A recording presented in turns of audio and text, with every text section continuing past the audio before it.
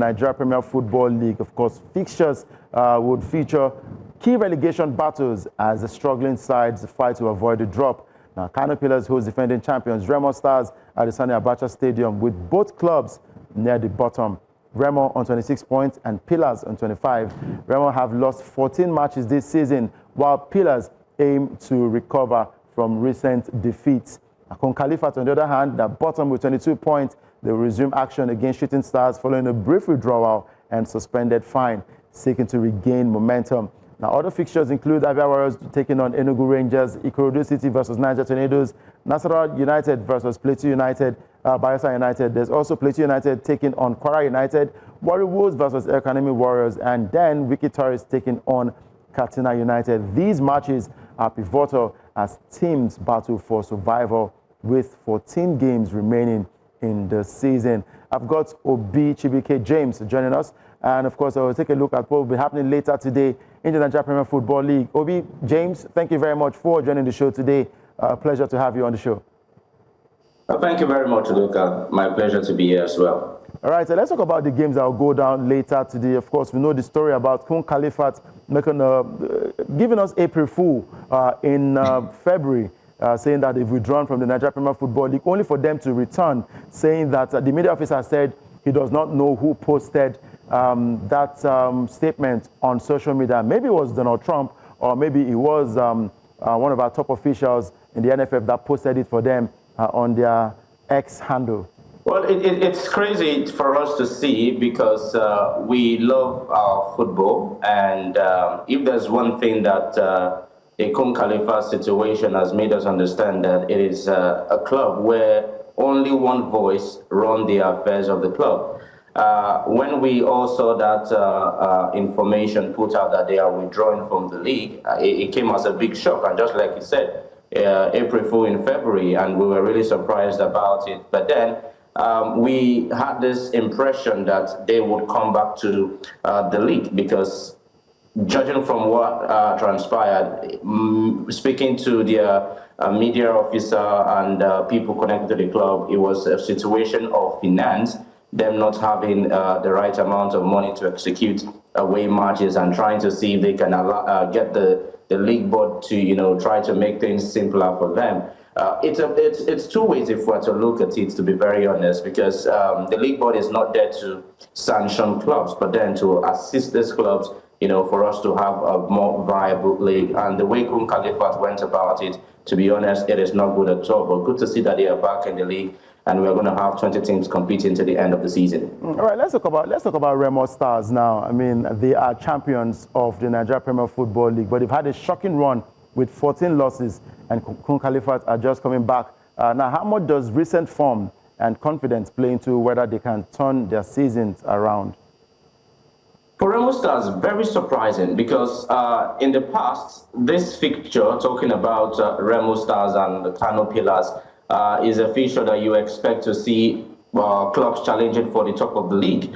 Okay, it's really, really surprising how Remo Stars' season has gone from bad to worse, and now they are in the drop zone fighting for their life. And it makes the dynamics of our football league in Nigeria very interesting, because you can be champion one season and you can get relegated at the next season. But today's game between Kano Pillars and Remo Stars, I'm sure eyes are going to be on that one, because both teams really, really want the points. We all know that Remo Stars has internal issues as regards who is in charge, or the coach in charge of the team. Since the African Cup of Nations, we have not seen Daniel Ogunedede return back to the club. We do not know what is going on. Is he still the manager of Remo Stars or not? So a lot of things are playing into the season that they are having. It's sad to see, to be very honest, really sad to see, but then it makes today's game very interesting. Well, Chelsea, sad to see Remo Stars champions. He rightly said that in the NPFL, today a champion, tomorrow might be battling relegation.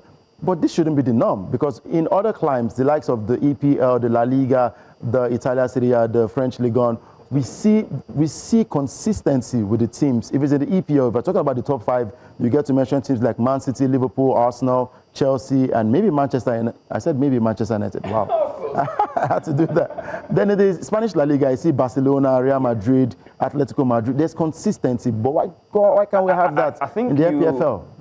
We are already overrating Remo Stars, although they've done well in the past 4 to 5 seasons since their return to the league. But one thing we need to know is that, okay, there's something affecting Remo Stars now.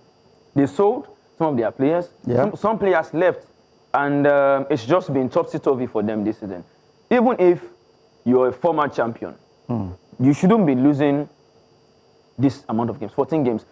14 games seems like you've lost home games a lot, and you've gone away to also lose so many points. Kano Pillars in this same position, Remo Stars in this position is not to be heard of. I would have never thought that I would be seeing Remo Stars in this position. Although maybe defending the league title might have been very, very hard for them to do, but being in relegation for over 5 to 6 weeks, it's nothing to write home about. It's not good enough. And we also need to clarify who is the head coach of the team. We saw how Daniel wrote an emotional message to Kun Khalifat. So are we saying that after his assignment with the Super Eagles of Nigeria, will he be leaving Remo Stars? And it is only in Nigeria that I see that the coach is an assistant in national team and is the head coach in the club level. So I think maybe he wants to focus on the Super Eagles, but not. Right now, we've not seen him on touchline ever since the game. Even the Sundowns, after the Sundowns game, how many times has he been at the club? We need to look at those. Lots of questions need to be answered right there. But again, beyond the relegation fight, how could this result, Obi, now, how could this result really impact the rest of the games in the NPFL, most especially with teams struggling in the relegation zone and also struggling for the title? And it really speaks a lot about the morale of the league. But how can these results impact on the league? Well, to be honest, I want to slightly disagree with what your guest is saying there. Yes, we all know how our football league is run right here in Nigeria, where you have teams register new players every season. So yes, we know continuity in football matters a lot, but in the Nigerian Premier Football League, it is a norm whereby a club can sign 20 players for a season, and the next season they have another set of new 20 players and all of that. And talking about the management aspect, yes, not only Remo Stars have their manager as an assistant coach in the national team, and they are struggling. We have Enugu Rangers as well. I'm opportune to be in Enugu, and I can tell you for a fact that even some of the fans in Enugu would say that they would want the assistant coach, Coach Eke, to continue. All right, there are sections of the fans that will tell you they want Coach Eke to continue, that Fidelis should focus on the national team job. But oftentimes, we have here the coach of Rangers International, Fidelis Lechuku, talk about the fact that there is a synergy between himself and the coaching crew. Whenever he's around, he's in charge. When he's not around, Coach Eke, the head coach of the team, takes over. And everything that goes on within the club, they are very much in sync in their decision making. So it's all about having, someone who to fill in that position when you are not around. Because if Enugu Rangers is doing something right and it's working for them, why is Remo Stars not doing it? But in the context of the league, it makes it very, very interesting. You have Remo Stars having their coach in the national team battling relegation. You have Enugu Rangers, their coach in the national team fighting for, the league title. So it's two different things. And this is where, management, or how the club is being run, the internal affairs of the club, this is where he speaks volume. All right, of course, still talking about teams struggling. Enyimba yesterday played against Bendel Insurance, and they lost that game by 2-0. Not a great result for Enyimba right there. We'll talk about Enyimba being one of the giants of Nigerian football, but they don't seem to be giants anymore. Now, away from that one out to the CAF Champions League, of course, we saw some games played yesterday. Power Dynamos defeated RS Berkane, giants of the Moroccan League, because they lost 2-0. to Power Dynamos. And for Farabat, they defeated Young Africans 1-0. And it was a goalless draw between JS Kabylie and Al Ahly. While in Group D, it was Petro Atletico and Simba playing out a 1-1 draw. Now, before we talk about Rivers United, let's take a break. When we come back, we'll deal more with the CAF Champions League and other things happening around the world of football. We'll be right back.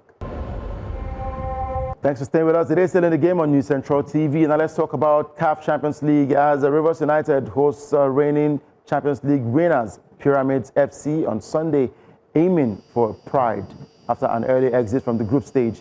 The Nigerian side sits bottom of Group A with just 1 point from 4 matches following a 1-0 defeat to Power Dynamos last weekend. Although they can no longer advance, Rivers United's performance could influence the race for second place. Pyramids lead the group with 10 points, while RS Berkane and Power Dynamos both have 7. Sunday's match in Port Harcourt represents an opportunity for Rivers United to secure their first win, salvage pride, and affect the group standings ahead of the final 2 fixtures. Thursday, do you see them affecting anything? Because they've been woeful. I was opportune to watch 2 of their games, and I was shocked at how they performed against their opponents, most especially against Power Dynamos. You know, if it were to be against Pyramids, RS Berkane, I would have excused their inexperience. But you're playing against Power Dynamos, you lost. What's the essence of that draw you picked away? And now you came to I don't want to say home, because it's also adopted. Yeah, of course. So you adopted home and you lost to a Zambia side. When it comes to the league rankings, it is, you know, I'm lost for words, to be honest. Yeah, I totally agree with you. But it is just sad that Finidi George is playing the card of, this is the first time some of his boys are playing on the continent. Well, at least play for pride. Yeah. We're not saying you should defeat the best of the best, but I can assure you, you can go toe-to-toe with Power Dynamos. But having to come home, lose, and get unnecessary points there it's so sad. Hopefully, they get to play for pride this time around. But it's not just about quality. The fans also need to come out for them in Uyo. If they are playing in Port Harcourt, it might have been a different ballgame entirely, but they are playing in Uyo, and they should have understood the terrain in Uyo already and are just, trying to avoid unnecessary losses. Yeah. Of course, it will be quite sad for Rivers United and how they performed so far in the CAF Champions League. But do you see them fighting for pride later today? Well, to be honest, disappointed, to be honest. Fighting for pride, I don't see it happen, because you're playing against a side who are the defending champions. Yes, in football, anything can happen. We all know that. But then their game, which they played against Berkane at home, that game where they were leading, and then they lost the game in the 97th and the 98th minute. I was watching the game live, and I was short of words, to be honest. And playing against Power Dynamo, getting a point away from home, coming back to Uyo and failing to win.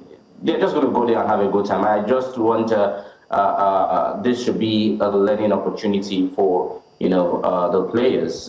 Rivers United look like they might return back to the continent. So let this be like a wound that would stay fresh till they come back again next year, so that they can present the nation very well. All right, so we'll look forward to that game between Rivers United and Pyramids FC. Not like we're expecting anything great, but just looking forward to see if there can be a banana peel to their opponents and how it affects the league standing. Of course, I'll say thank you very much, Obi, James, for joining us today. Always a pleasure having you on the show. Thank you for joining.